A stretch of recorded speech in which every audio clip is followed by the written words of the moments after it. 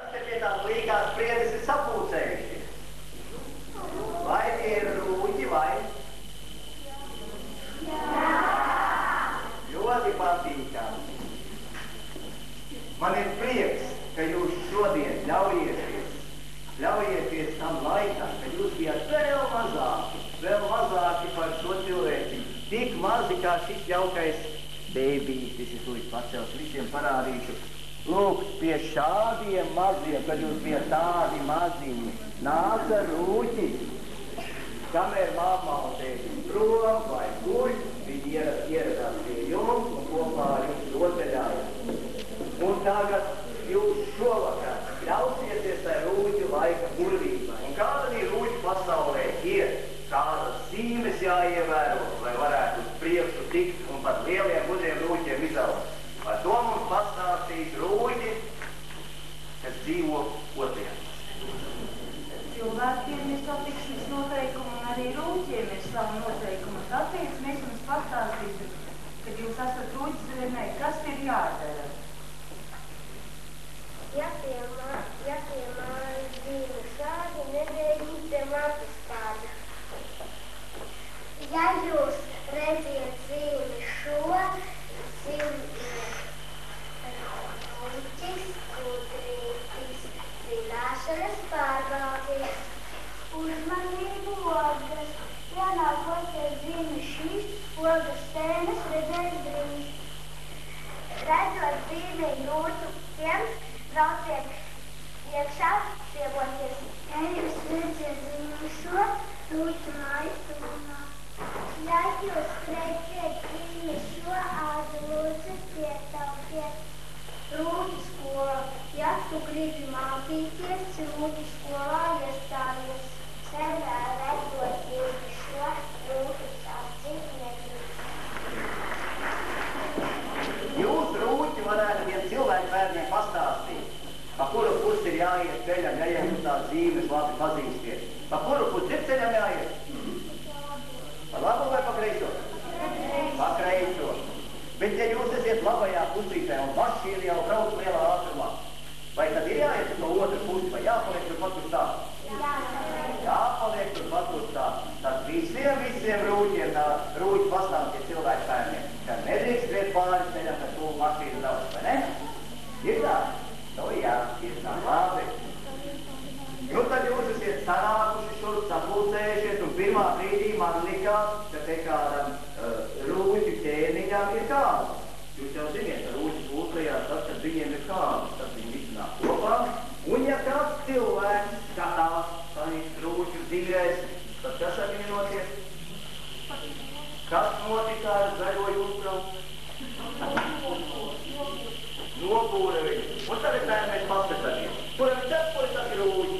Kuram nav cepuri? Vai. Jūs esiet ļoti pakļauti briesmām. Bet vienīgais, kas viņus var glābt, viņiem jāpasaka. Kas tad šodien ir pa dienu? Andreja diena. Un ar ko tad Andreja dienā tā viss sākās? Kas ir tas? Kam Andreja diena ir iemats? Kautienas svētkiem? Zīlēšanas laikā un kuršanās laikā. No Andreja dienas viss var sākt zīlēt un kurt. Un tad mēs visi mēģināsim palīdzēt tiem, kam tās cepures nav. Un mēģināsim tā viņus atbūt no tiem rūķiem, no tām burvestītām. Bet, nu labi, ja jau Andreja diena, tad Andreja diena. Mums te kāds parīds Andreju arī savācies. Ne? Un tad priekš viņiem tāds apsveikums varētu būt no pirmās valsts. Lūdzu.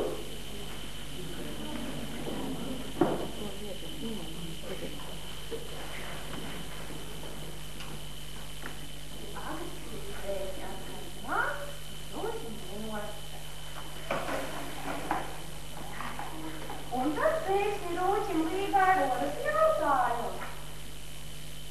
Ko mēs tad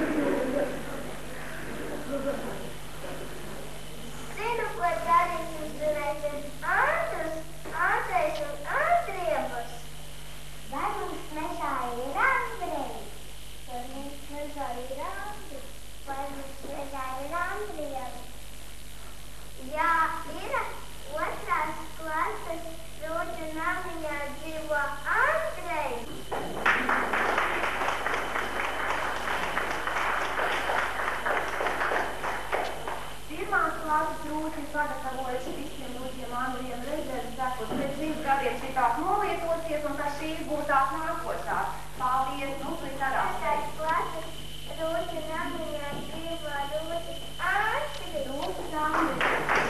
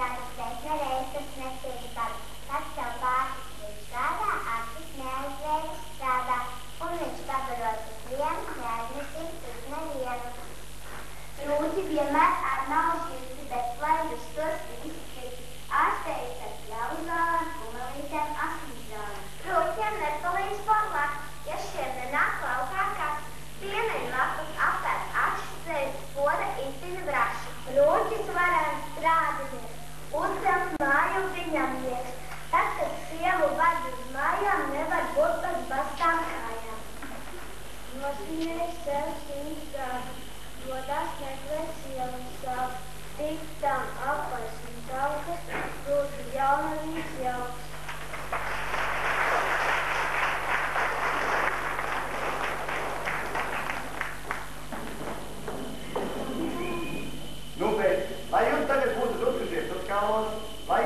pakustinātu savu tīpēnus vai